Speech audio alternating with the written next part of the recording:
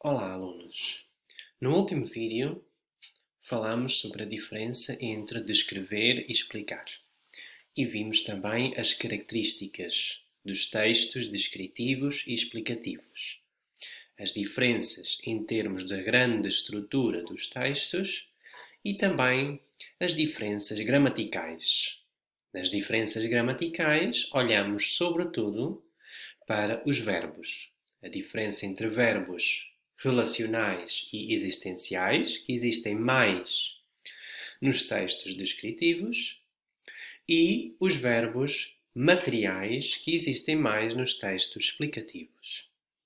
No fim do vídeo, disse-vos e mostrei que os verbos materiais podem também ser transformados em nomes e que os textos científicos utilizam frequentemente esse tipo de nomes. O nome técnico desses nomes são os nomes de verbais, porque foram formados a partir de verbos. Vamos neste vídeo falar um pouco mais sobre esses nomes de verbais.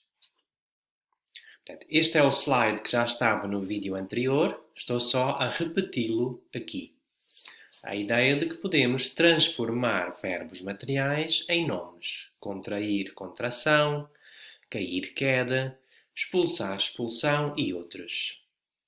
Depois, no fim, disse-vos que estes nomes, no fundo, são um pouco especiais, porque, do ponto de vista da gramática, estamos a olhar para um nome.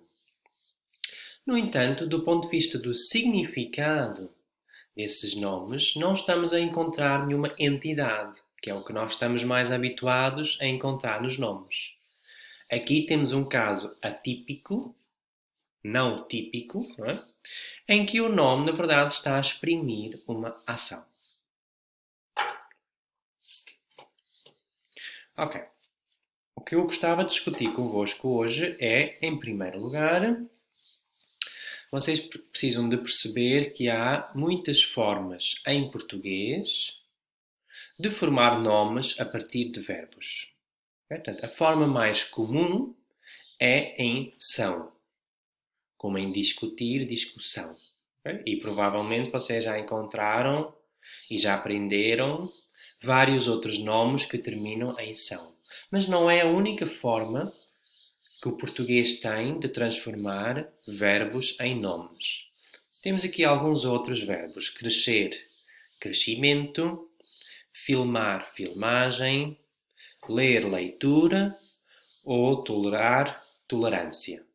Portanto, há aqui pelo menos 1, 2, 3, 4, 5 formas diferentes de transformar verbos em nomes.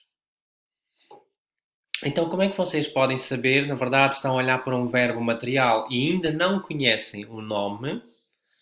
Como é que podem saber qual é a forma do nome de verbal? Então, existe esta ferramenta online, gratuita, em que vocês podem inserir um verbo e o programa automaticamente dá-vos o nome correspondente. Okay? Não vou agora mostrar no vídeo como funciona, mas depois na aula posso abrir ao mesmo tempo com vocês o site e vemos em conjunto como funciona. Okay? Mas ficam já aqui no vídeo com o link desse site. Chama-se Portal da Língua Portuguesa. Atenção, ao consultarem este site ou outro dicionário semelhante, vão ver que alguns verbos permitem mais do que um nome de verbal. Quando isso é possível, pode acontecer que os diferentes nomes de verbais tenham significados diferentes ou ligeiramente diferentes. Dou aqui um exemplo do verbo morder. Sim? Eu posso dizer dou uma mordidela no bolo, que é diferente de dizer a criança sofreu uma mordedura de cão. Tanto a palavra mordidela como mordedura vêm do verbo morder. No entanto, só utilizamos em português o nome mordidela para pessoas, okay? E a palavra mordedura para animais. Ok, falemos agora um pouco sobre... Só para vos mostrar o que está aqui no título. Só para falar também sobre outro aspecto dos nomes de verbais, que já tinha referido no último vídeo, mas que eu acho que aqui podemos explicar um pouco melhor. Que é os nomes de verbais, porque é que se utilizam tanto nos textos científicos. Uma das razões para se utilizar estes nomes de verbais é porque eles permitem condensar informação. E nós já vimos que os textos científicos gostam muito de condensar informação. Então vamos perceber um pouco como é que realmente os nomes de verbais condensam informação. Então, se nós pensarmos em verbos, qualquer verbo do português, crescer, filmar, discutir, ler ou tolerar, se nós quisermos construir uma frase com estes verbos, precisamos de colocar informação antes e, eventualmente, depois do verbo. Pelo menos um sujeito vamos ter de ter para estes verbos. Por exemplo, o ser humano cresce, o Carlos filma o seu cão, os meus pais discutem muito, eu leio um livro ou ela não tolera pessoas mal educadas. Perdão. Nós já estudamos também que às vezes o sujeito é implícito. É o nosso sujeito nulo subentendido. Se eu disser eu leio um livro, também posso dizer leio um livro. Okay? Mas nós sabemos, mesmo assim, que o sujeito está lá. Não é visível, mas ele está lá. A questão é quando?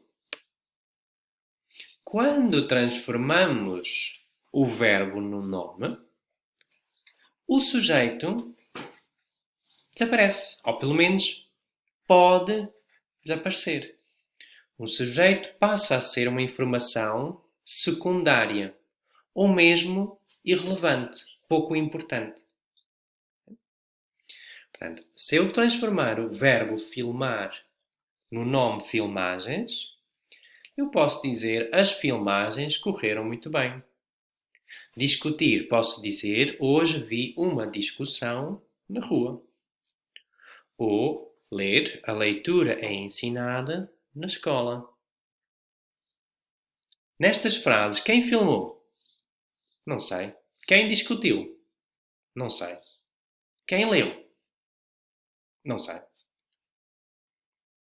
Da mesma forma, a informação que estava depois do verbo, quando nós transformamos o verbo no nome, também pode sair. Filmou o quê? Não sei. Discutiram sobre o quê? Não sei. E leram o quê? Também não sei. Portanto, no fundo, eu fiquei apenas com a informação essencial do verbo, que é a ação. Já não estou a dizer quem fez a ação, nem sobre o que fez essa ação. Então, isto de facto é uma forma de condensar informação, porque estamos a tirar informação e já não estamos a explicitá-la. E é isso que acontece, então, muitas vezes, nos textos científicos, sobretudo num texto explicativo ou numa parte de um texto que está a explicar algum processo. E nós já vimos um exemplo, na última aula até, de uma frase em que isso acontece. Se eu disser após o acasalamento, a rã fêmea põe os ovos na água. Esta era a frase do texto. É só uma frase. Não é?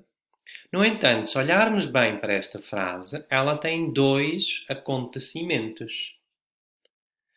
Mas o primeiro acontecimento está condensado no nome de verbal acasalamento.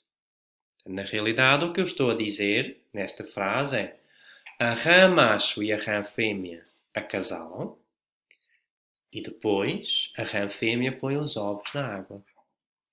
Portanto, a informação que podia estar em duas frases está condensada numa única frase. E a informação da primeira frase, a rã macho e a rã fêmea acasalam, passou a funcionar como um modificador de tempo na segunda frase. Se eu disser, após o acasalamento a rã fêmea põe os ovos na água, o após o acasalamento já não é propriamente uma frase, não é? É o quê? É um modificador de tempo, porque eu posso fazer a pergunta: quando é que a rã fêmea põe os ovos na água? Após o acasalamento. Okay? Portanto, temos aqui um acontecimento que foi condensado dentro de um grupo da frase, de um constituinte da frase, que é uma informação sobre tempo. Ok. O segundo aspecto que eu gostava que vocês percebessem, relacionado com a importância dos nomes de verbais nos textos de ciências, é porque há uma ligação entre o uso destes nomes e o uso da linguagem técnica, que nós também já estudamos anteriormente. Okay? Portanto, como nós sabemos, os textos científicos têm muitos termos técnicos. O que eu acho que ainda não vos tinha dito, e digo agora, que é, esses termos técnicos são quase sempre nomes.